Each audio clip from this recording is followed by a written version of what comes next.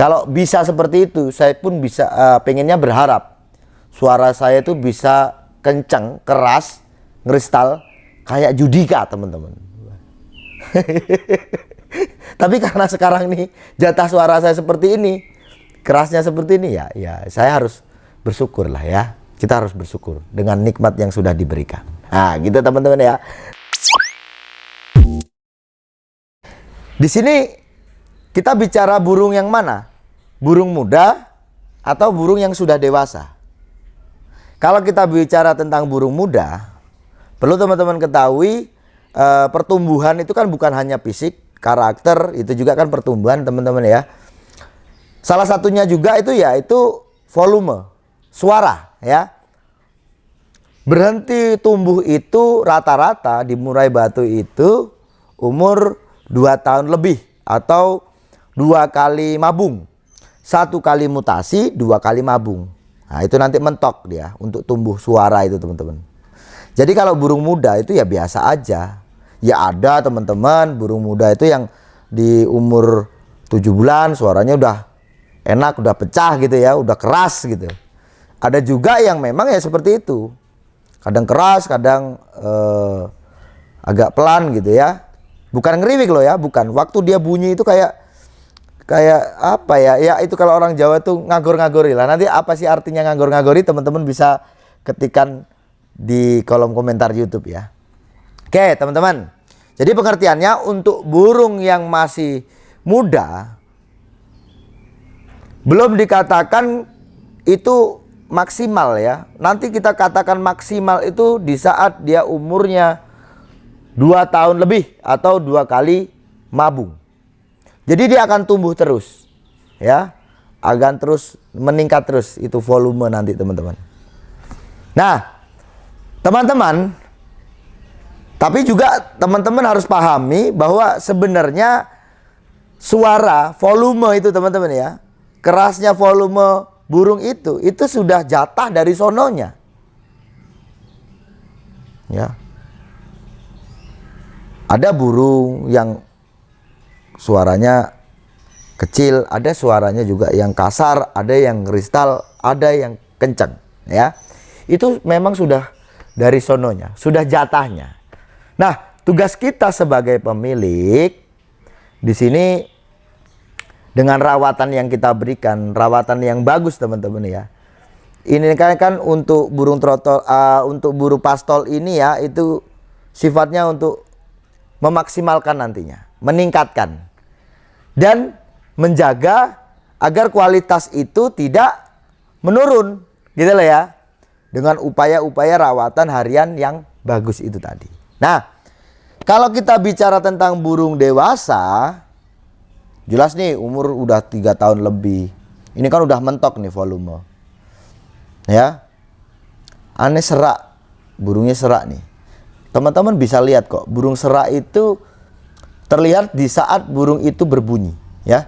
Jadi sewaktu dia buka paruh ini, kalau dia suaranya jeda, tidak langsung keluarkan sit gitu ya sebenarnya itu ya, itu berarti dia serak teman-teman ya. Jadi saat dia buka paruh kok tidak langsung ada suara, berarti suara burung itu serak. Itu loh, gampang ya, ngelihatnya gampang. Nah sekarang saya akan bahas penyebab-penyebab serak. Sebenarnya banyak penyebabnya, cuman yang umum aja teman-teman ya. Penyebab serak itu seperti mana rawatan yang berlebihan, seperti mana penjemuran ya, penjemuran terlalu lama, itu bisa menyebabkan suara burung kita serak.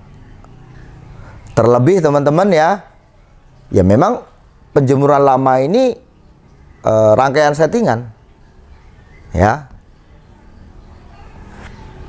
Di situ kan ada ya teman-teman yang menjemur burung tanpa memberikan air minum. Menurut saya, ya kan semua orang tuh boleh berpendapat, tapi ini menurut saya, mungkin kalau waktunya hanya 5 menit sampai 1 jam, itu sih oke lah teman-teman ya, kita tidak berikan air minum. Dengan alasan tertentu lah teman-teman nggak ngasih air minum tuh ya. Tapi kalau kita bicara settingan dengan penjemuran lebih dari 2 jam, ini akan masalah. Burung sampai tidak dikasih air minum ini pasti masalah. Masalahnya yang terkecil itu ya serak itu teman-teman. Tapi yang besarnya apa? Bisa kematian. Karena apa? Karena dehidrasi. Ya. Nah, sekarang kita bahas yang serak ini tadi teman-teman ya. Jadi logikanya seperti ini. Di saat burung itu terpapar sinar matahari dengan waktu yang cukup lama, 2 jam sampai 3 jam, di situ kan pasti burung itu akan dehidrasi, dia merasa haus, maunya dia itu mendinginkan suhu tubuhnya dengan cara minum. Nah, waktu itu teman-teman tidak kasih air minum. Nah, teman-teman akan memberikan air minum setelah penjemuran selama 3 jam atau 2 jam, 3 jam ini tadi teman-teman. Maka apa yang terbayang oleh burung itu? Nafsu luar biasa. Akhirnya apa? Dia minum dengan tergesa-gesa dan itulah yang nantinya bermasalah. Karena apa? Burung bisa tersedak dan nantinya burung itu bisa serak. Bayangkan saja teman-teman, sekarang ini kan musimnya orang berjemur nih, ya kan? Teman-teman terkena paparan sinar matahari. Waduh, rasanya kan dehidrasi. Ya, kita jemur taruhlah 3 sampai 5 jam nih waktu itu berjemur nih teman-teman ya, mencegah corona lah ya. Waktu itu kok ada es teh. Waduh, di sini teman-teman ya rasanya itu luar biasa. Ya, nafsu ya, pengen minum cepet-cepet. Pasti enak gitu. Burung pun seperti itu. Nggak jauh-jauh lah teman-teman. Ini kan burung ini kan makhluk hidup ya.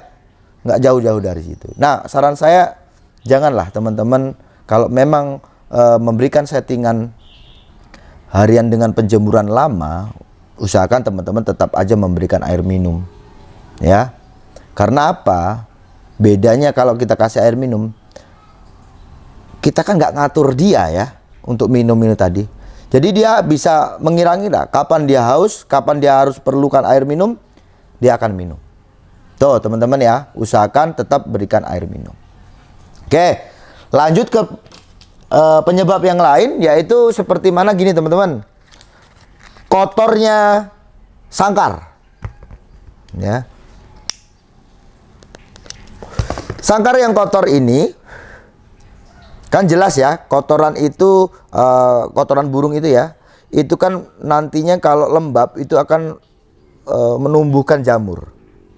Nah, jamur ini nanti bisa saja teman-teman dia tertelan. Terus kotoran yang kering dia akan berdebu, itu bisa tertelan, bisa terhisap.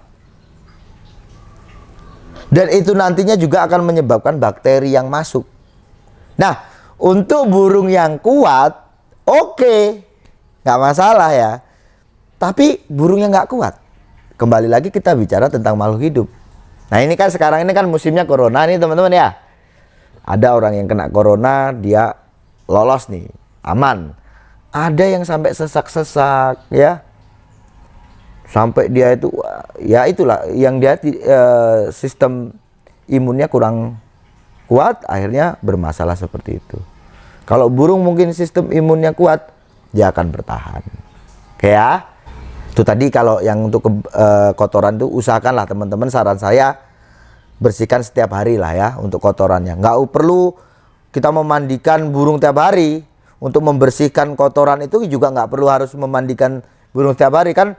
Umumnya orang kalau pakai sangkar bulat itu kan bawahnya ada perlaknya teman-teman ya, atau karpetnya. Nah, itu kita ambil, kita gulung, kita bersihkan. Usahakan pakai air, jangan pakai kepi. Kalau pakai kepi, kotoran yang kering walaupun itu terlihat tidak menggunung, tapi itu nanti kalau dia kering dia juga akan berdebu. Itu nanti bermasalah. Pakai air aja bersihnya ya teman-teman ya. Nah, oke ya. Terus keper. Keper ini atau kupu-kupu kecil teman-teman. Ini kan momok nih teman-teman ya. Ada orang yang meyakini bahwa itu akan menyebabkan kematian. Kalau menurut saya sih ya, dia memang waktu makan keper tidak langsung mati. Jarang yang langsung mati, itu jarang. Ya mungkin ada tapi itu jarang. Rata-rata kalau dia makan keper, dia itu kan akan kesulitan nanti teman-teman ya untuk mengeluarkan tepung yang ada di keper itu atau kupu kecil itu teman-teman ya.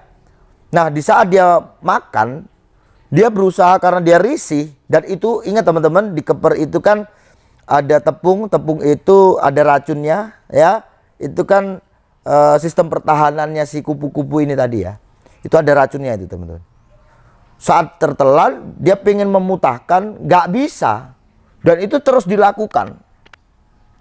Nah, itu bisa menyebabkan serak. Burung pun juga bisa stres. Di saat burung stres, nafsu makannya kurang, akhirnya dia lemah fisiknya, terserang pula bakteri ini teman-teman masuk, ya itu sudah, akhirnya burungnya sakit dan wassalam. Gitu ya. Kalau dia mungkin kuat, ya cuman awalnya itu tadi teman-teman, kik, berusaha untuk mengeluarkan tepung itu ya, kik, suaranya pasti serak. Nah, kalau kasusnya seperti ini, ada orang yang memberikan dia itu air kelapa, ya, itu bisa meredam lah ya, supaya nanti cepat pulihnya. Ada juga yang memberikan larutan cap kaki 3 itu teman-teman, itu juga bisa membantu.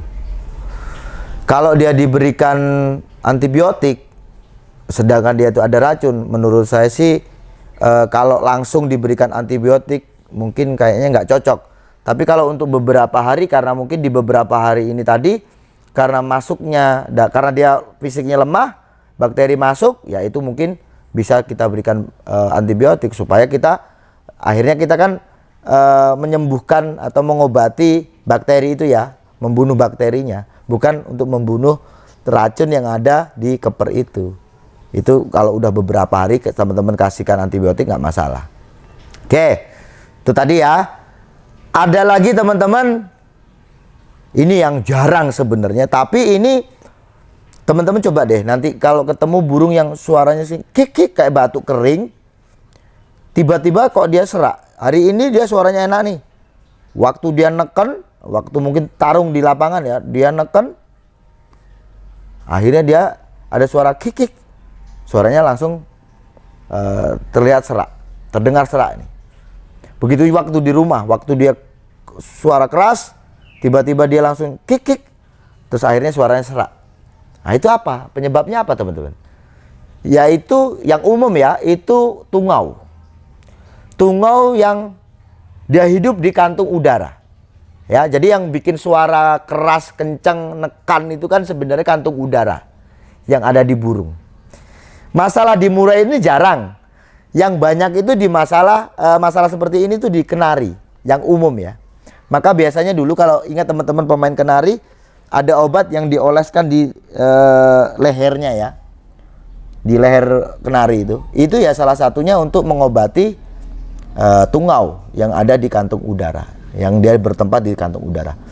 Ketahuilah teman-teman ya, tungau itu ini kan parasit ya. Dia di dalam kantung udara itu inkubasi itu 6 jam.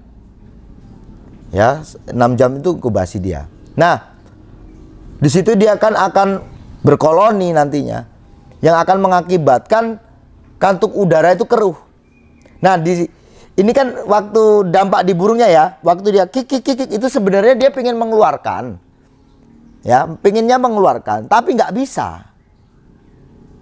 Nah ini kalau kelanjutannya teman-teman ya, kalau diteruskan nanti, ini akhirnya apa? Karena karena tungau ini sifatnya dia parasit, di situ nanti dia akan memakan nutrisi, dan yang jelas nanti akan timbul iritasi, ya. Iritasi ini yang akan mengundang bakteri masuk. Nah, bakteri masuk ini nanti akan berkelanjutan seperti mana senot, terus pilek. Itulah teman-teman ya. Awalnya sih gara-gara tungau. Kecil sekali. Itu ya, tungau yang dia bertempat di kantung udara. Nah, penularan tungau ini juga perlu teman-teman ketahui ya. Dia tidak seperti bakteri. Bakteri bisa kontak langsung ya. Mungkin dari bekas mandi burung itu dipakai burung lain ya. Terus mungkin dari tangan kita yang tidak bersih, akhirnya memasukkan bakteri itu, dari air minumnya juga menularkan itu ya. Itu kalau bakteri seperti itu, dari barang-barang yang kotor gitu ya, itu menyebabkan bakteri masuk. Nah, kalau tungau ini penularannya seperti apa? Teman-teman, di saat teman-teman membeli kerodong, memakai kerodong itu, umumnya orang ini biasanya kerodong itu tidak jarang dicuci, itu jarang. Biasanya beli untuk waktu yang sangat panjang. Intinya ini tidak dicuci lah. Nah, itu yang akan mengundang tungau, dan ini nanti menularkan ke burung lain, yaitu dengan saat teman-teman, kan waktu kita lomba itu biasanya kerodong ditaruh, ada teman-teman dikumpulin jadi satu. Nah, ini nanti penularannya lewat seperti ini. Dia akan terhidup oleh burung dan mulailah ada koloni nanti di kantung udara burung. Nah, kalau obatnya ini teman-teman ya, obatnya ini itu tidak bisa kita berikan antibiotik. Ya, karena kita bicara tentang tungau, parasit, beda obatnya, bukan antibiotik. Kalau antibiotik itu untuk mengobati bakteri, virus itu ya, itu antibiotik. Ya, kalau untuk tungau ini nggak bisa. Nah, saya pernah menemukan ada satu obat yang namanya Profol. Ya, itu obat dia semacam disinfektan tapi sifatnya oral. Jadi nanti kalau itu dikonsumsi burung, diminum burung, maka parasit-parasit yang ada di tubuh seperti mana cacing, kutu, tungau itu akan dibasmi. Karena dia nanti melalui darah, teman-teman ya. Nah, sekarang kalau burung itu lanjut ke terserang bakteri nih. Awalnya yang dari tungau ini tadi teman-teman, karena dia nanti iritasi akhirnya ada bakteri masuk. Bagaimana pengobatannya? Yaitu dengan antibiotik. Nah, antibiotik ini banyak ya, di pasaran tuh banyak, untuk burung tuh udah banyak. Terus sekarang obat ayam itu juga bisa teman-teman pakai. Dan itu pernah aku bahas ya. Intinya obat yang kita bisa berikan seperti mana kalau untuk burung ya. Ada Ebotre, ada Super N, ada Nafas. Itu bisa kita berikan.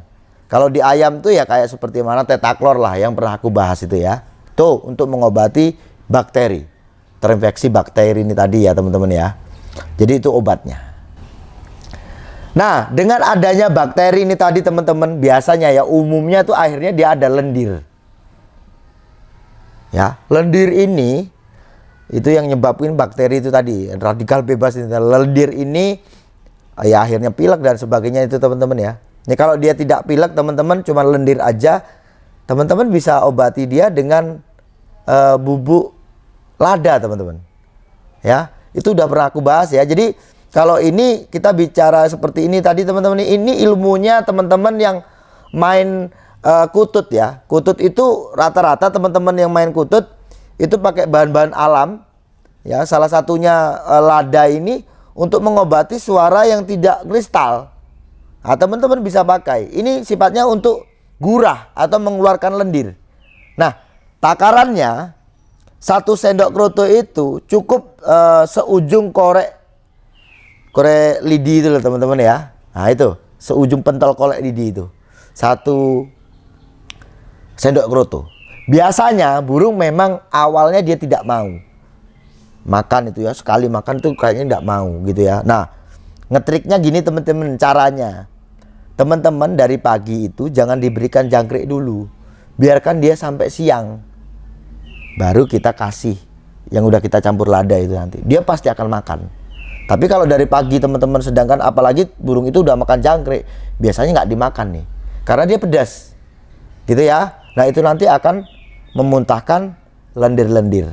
Itu seperti mana obat-obat gurah yang ada di pasaran, yang sifatnya pokoknya dia bisa mutahkan lendir ini tadi teman-teman, obat gurah burung loh ya. Itu pasti ada kandungan ladanya. Gitu ya. Oke. Nah, sekarang sifat-sifat yang ringan teman-teman ya. Seperti mana serak yang disebabkan karena kroto. Ini yang kroto tidak fresh. Ini bermasalah, nanti burungnya serak. Gitu ya. Nah, Sekarang yang ini ringan ya, yang ringan seperti mana burung serak setelah lomba. Wah, ini teman-teman jangan panik, jangan lantas terus diobati antibiotik, nggak perlu teman-teman. Ya, menurut saya sih nggak perlu karena ini sifatnya ringan. Orang kita biarkan aja dia nanti pulih sendiri kok. Tapi kalau teman-teman sayang dengan burungnya dan pengennya ada tidak ada dampak lain ya dari serak awalnya karena dia berangkat lomba ini tadi karena mekek-mekek ya, biasalah kayak kita ini dulu mungkin semasa SMA kita jadi pemimpin upacara, kita teriak-teriak gitu ya, nanti suaranya serak ya, burung pun mungkin seperti itu. Nah, yang rata-rata teman-teman lakukan pemain-pemain ini setelah burung dilombakan, pulang lomba itu diberikanlah larutan penyegar. Biasanya cap kaki 3 itu ya. Ya pas di pasaran ada beberapa merek itulah. Terserah, itu penyegar, larutan penyegar itu tadi teman-teman bisa berikan. Itu nanti akan pulih sekitar 1-3 hari lah. Ya, itu nanti burung akan pulih lagi ke semula. Nah, itu teman-teman ya. Jadi permasalahan yang umum tentang serak ini tadi. Jadi teman-teman itu jangan gampang panik burung trotol di bidang serak dan ini. Trotol itu biasa teman-teman. Trotol, pastol itu ya, burung masih muda. Itu kan masih masa pertumbuhan. Ya, terlihat kayak burung serak ini. Oh, duduk suaranya kayak ada patahnya gitu ya.